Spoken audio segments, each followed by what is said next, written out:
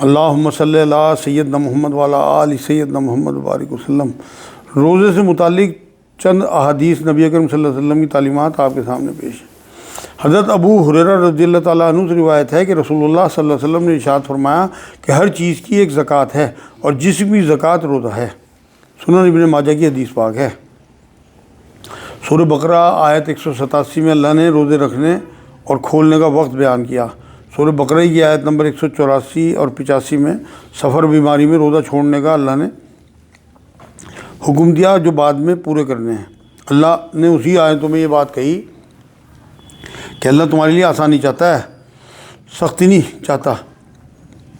اب جو لوگ زیادہ بیمار ہوں یا بہت بڑے سفر میں ہوں اور زبردستی روزے رکھیں تو ایسا نہ ہو خدا نخواستہ انتقال ہو گیا تو اللہ خودکشی میں نہ لکھ لے ایسے لوگوں کو، کیونکہ اللہ نے قرآن میں حکم دیا۔ کیونکہ حضور نے یہ بھی فرمایا کہ سفر میں روزہ رکھنا کوئی نیکی نہیں ہے۔ ایک بار تو حضور سفر میں کچھ صحابہ کے ساتھ تھے تو اونٹ پہ لوٹا منگا کے اس سے روزہ کھولا دکھانے کے لیے لوگوں کو اونٹنی پہ بیٹھ کے۔ ایک بار حضور اور سفر میں تھے تو ایک چٹان بیچ میں آ گئی، تو جن لوگوں کے روزے تھے وہ تو پیڑ کی چھاؤں میں لیٹ گئے، اور جو بے روزے دار تھے تو انہوں نے اسے کاٹا کلہاڑیوں سے جو بھی ان کے پاؤزار تھے اور راستہ بنایا جو وفد جا رہا تھا۔ تو جب راستہ بن گیا تو حضور نے کہا آج بے روزے داروں پہ سب قتلے گئے۔ یہ ساری باتیں حدیثوں میں ثابت ہیں۔ تو جو کوئی زیادہ ضعیف ہو، اور انہی آیتوں میں بتایا کہ زیادہ ضعیف معذور جو ہے وہ فدیہ دے دے، اور روزے دار جو ہے وہ جو فدیہ ہے ایک کے بدلے ایک کا کھانا ہے۔ ویسے روزہ رکھ لے تو بہتر ہے، بعد میں صحت ہو جائے اللہ کرتے، لیکن فدیہ بھی دیتے اور کوشش کرے بعد میں روزہ بھی رکھ لے۔ حضرت ابو ہریرہ رضی اللہ عنہ سے روایت ہے کہ رسول اللہ صلی اللہ علیہ وسلم نے فرمایا کہ آدمی کے ہر اچھے عمل کا ثواب 10 گنا سے 100 گنا تک بڑھایا جاتا ہے، مگر اللہ تعالیٰ کا ارشاد ہے کہ روزہ اس کے عام قانون سے مستثنیٰ ہے اور بالا تر ہے۔ روزہ بندے کی طرف سے خاص میرے لیے ایک تحفہ ہے اور میں ہی اس کا اجر و ثواب دوں گا، کیونکہ میرا بندہ میری رضا کے لیے اپنی خواہش نفس اور اپنا کھانا پینا چھوڑ دیتا ہے۔ آپ صلی اللہ علیہ وسلم نے یہ بھی فرمایا کہ روزے دار کے لیے 2 مسرتیں ہیں، ایک افطار کے وقت اور دوسرا اپنے مالک و مولا کی بارگاہ میں حضوری اور شرف یابی کے وقت۔ بہت ہی اہم ترین حدیث ہے روزوں سے متعلق، اور قسم ہے کہ روزے دار کے منہ کی مہک اللہ کے نزدیک مشک کی خوشبو سے بھی بہتر ہے۔ روزہ ڈھال ہے، جب تم میں سے کسی کا روزہ ہو تو چاہیے کہ بیہودہ اور فاش باتیں نہ کرے، شور و غل نہ کرے، اور اگر کوئی دوسرا اس سے گالی گلوچ کرے یا جھگڑا کرے تو کہہ دے کہ میں روزے سے ہوں۔ صحیح بخاری صحیح مسلم کی حدیث پاک ہے۔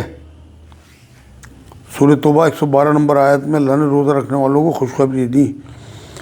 اصل میں یہ جو حدیث میں کہا نا کہ میرے لیے تحفہ ایک راز ہے میرے اور میرے بندے کے بیچ میں، کیونکہ یہ ایسا معاملہ ہے کہ باقی عبادتیں تو دکھتی ہیں لیکن روزہ جو ہے آدمی چھپ کے بھی کھا سکتا ہے۔ آدمی وضو کر رہا ہے، ایک گھونٹ پانی اندر لے لے، کسی کو پتہ بھی نہیں لگے گا۔ تو یہ راز ہے اس کا، جو یہ تصور ہے کہ میرا اللہ مجھے دیکھ رہا۔ اگر باقی عبادتوں میں بھی یہ تصور آ جائے نا تو آپ یقین کریں آپ کے تقویٰ جو ہے وہ اونچائی اور عروج پہ ہوگا۔ اگر یہ جو تصور ہمیں روزے میں دیا گیا، یہی نمازوں میں، یہی ہماری جو ہر چیز میں آ جائے، تمام عبادتوں میں۔ سورہ بقرہ آیت 183 میں پہلے کی جو قومیں تھیں نا ان پہ بھی روزے فرض تھے جیسے تم پہ فرض ہیں۔ اس میں آیت میں روزے کی علت بتائی گئی کہ تم پہ روزے اس لیے فرض کیے گئے تاکہ تم متقی بنو، تو پرہیزگاری اور متقی بنانے کے لیے ہمیں روزے دیے گئے۔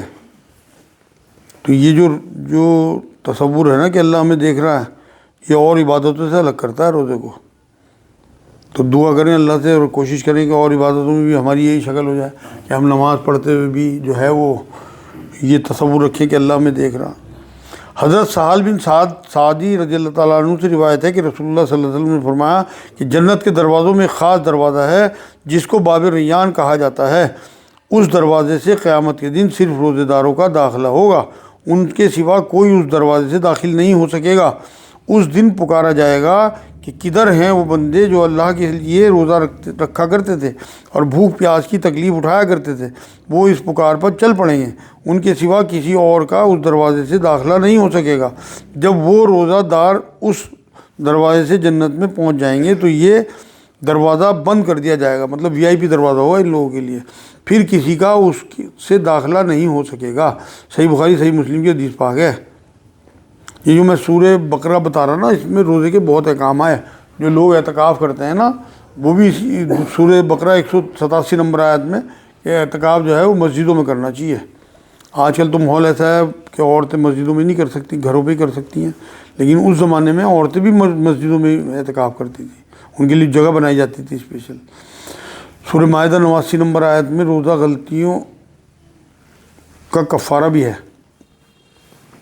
حضرت ابو ہریرہ رضی اللہ تعالیٰ عنہ سے روایت ہے کہ رسول اللہ صلی اللہ علیہ وسلم نے فرمایا کہ جو آدمی روزہ رکھتے ہوئے باطل کلام اور باطل کام نہ چھوڑے تو اللہ کو اس کے بھوکے پیاسے رہنے کی کوئی ضرورت نہیں۔ صحیح بخاری کی حدیث پاک ہے۔ جیسے اس مہینے میں اجر جو ہے وہ نفل کا فرض کے برابر ہو جاتا ہے اور فرضوں کا 70 گنا ہو جاتا ہے، ایسے ہی گناہوں میں بھی اگر آپ اس رمضان کے مبارک مہینے میں گناہ کریں گے تو عذاب بھی ہو سکتا ہے آپ کو اسی ریشو سے ملے۔ حضرت انس رضی اللہ تعالیٰ عنہ سے روایت ہے کہ رسول اللہ صلی اللہ علیہ وسلم نے فرمایا سحری کھایا کرو کیونکہ سحری میں برکت ہے۔ صحیح بخاری صحیح مسلم کی حدیث ہے۔ ایک اور حدیث حضرت عمرو بن العاص رضی اللہ تعالیٰ عنہ سے روایت ہے کہ رسول اللہ صلی اللہ علیہ وسلم نے فرمایا کہ ہمارے اور اہل کتاب کے روزوں کے درمیان فرق کرنے والی چیز سحری کھانا ہے۔ صحیح مسلم کی حدیث پاک ہے۔ اب جو لوگ سوتے رہتے ہیں اور سونے کی وجہ سے بنا سحری کا روزہ رکھتے ہیں، کتنی بڑی نعمت سے محروم ہیں، اندازہ کریے آپ۔ حضرت ابو ہریرہ رضی اللہ تعالیٰ عنہ سے روایت ہے کہ رسول اللہ صلی اللہ علیہ وسلم نے فرمایا کہ اللہ تعالیٰ کا ارشاد ہے کہ اپنے بندوں میں مجھے وہ بندہ زیادہ محبوب ہے جو روزے کے افطار میں جلدی کرے۔ جامع ترمذی کی حدیث پاک ہے۔ جلدی سے مراد یہ نہیں ہے کہ آپ ٹائم سے پہلے روزہ کھول دیں، کوئی کام ہو تو آپ ایک کھجور سے روزہ کھول لیں، اپنا کام پورا کرتے ہیں، اس کے بعد کھا پی لیں بعد میں۔ یہ جامع ترمذی کی حدیث تھی۔ ایک اور حدیث پاک میں حضور نے فرمایا کہ رمضان کے بعد شوال کے 6 روزے رکھنے پر پورے سال کے روزوں کا ثواب جو ہے ملتا ہے۔ اور شوال کے روزے جو ہیں یہ شوال میں کبھی بھی رکھے جا سکتے ہیں 6 روزے۔ یہ نہیں ہے کہ آپ ایک دم ہی، جیسے سر سید کے روزے ہمارے یہاں مشہور ہیں نا، کہ ادھر رمضان ختم ہوا عید کے اگلے دن سے لوگ رکھنے شروع کر دیتے ہیں۔ شوال کے پورے مہینے میں 6 روزے آپ کبھی بھی رکھ سکتے ہیں۔ حضرت سہل بن سعد رضی اللہ تعالیٰ عنہ سے روایت ہے کہ رسول اللہ صلی اللہ علیہ وسلم نے فرمایا کہ جب تک میری امت کے لوگ افطار میں جلدی کرتے رہیں گے وہ اچھے حال میں رہیں گے۔ صحیح بخاری صحیح مسلم کی حدیث پاک ہے۔